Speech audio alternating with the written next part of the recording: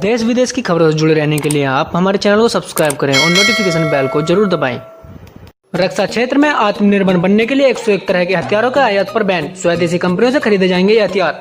रक्षा मंत्रालय के मुताबिक इस 101 आइटम वाली लिस्ट में तोप, assault rifle, corvette warship, sonar system, transport aircraft, light combat aircraft, हल्के लड़ाकू हेलीकॉप्टर, पनडुब्बी, रडार, आर्मेड फाइटिंग व्हीकल शामिल हैं। रक्षा क्षेत्र में आत्मनिर्भर होने की दिशा में भारत में 101 तरह के हथियार, तोप, एयरक्राफ्ट, हेलीकॉप्टर, राइफल और समुद्री जहाज के आयात पर रोक लगा दी है। अब इन हथियारों और दूसरे सैन्य साजो सामानों की स्वदेशी कंपनियों से ही सेनाएं खरीद पाएंगी। रक्षा मंत्री राजनाथ सिंह ने आज इस बात का ऐलान किया। ये घोषणा ऐसे समय में की गई जब भारत का LAC पर चीन के साथ पिछले 3 महीनों से टकराव चल रहा है।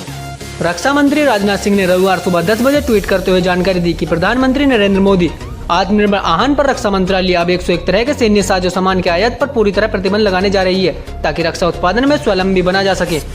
राजनाथ सिंह के मुताबिक इस निर्णय से सेनाओं की जरूरत के हिसाब से देश के रक्षा उद्योग को DRDO द्वारा इजाद की गई तकनीक खुद डिजाइन और विकसित करने का मौका मिलेगा। रक्षा मंत्री के मुताबिक इस निर्णय से स्वदेशी डिफेंस इंडस्ट्री की करीब 4 लाख करोड़ के कॉन्ट्रैक्ट मिलने का अनुमान है। 1.30 लाख करोड़ थल सेना, 1.30 लाख करोड़ वायुसेना और 1.40 लाख करोड़ नौसेना के। रक्षा मंत्रालय के मुताबिक इस 101 आइटम वाली लिस्ट में तोप, assault rifle, corvette warship, sonar system, transport aircraft, light combat aircraft, हल्के लड़ाकू हेलीकॉप्टर, पनडुब्बी, रडार, आर्मेड फाइटिंग व्हीकल शामिल हैं।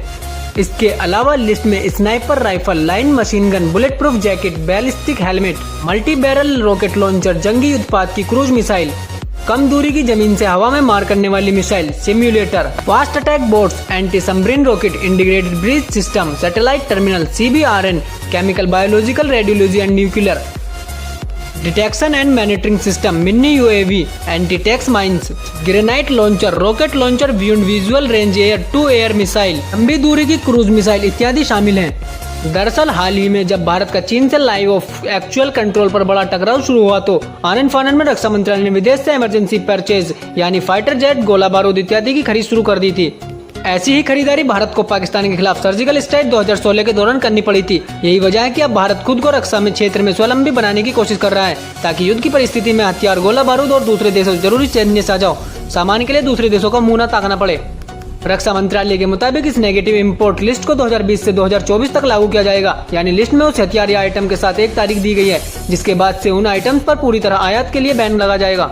रक्षा मंत्रालय ने इस लिस्ट में सेनाओं, थल सेना, वायुसेना, नौसेना, defence PSU, private defence industry के साथ मंत्रणा कर दिया है और निकट भविष्य में और हथियार और सैन्य साजो सामान को इस लिस्ट में शामिल किया जा सकता है। इसकी जिम्मेदारी CDS के अंतर्गत आने वाली DMA यानी डिपार्टमेंट ऑफ मिलिट्री एयरफोर्स को सौंपी गई है। रक्षा मंत्री ने बताया कि इस साल का डिफेंस बजट 2020 से 21 के में इसलिए कैपिटल बजट को 2 भागों में बांट दिया गया था। इस कैपिटल बजट में करीब 52,000 करोड़ रुपए स्वदेशी हथियारों खरीदारों के लिए आवंटित किए गए थे।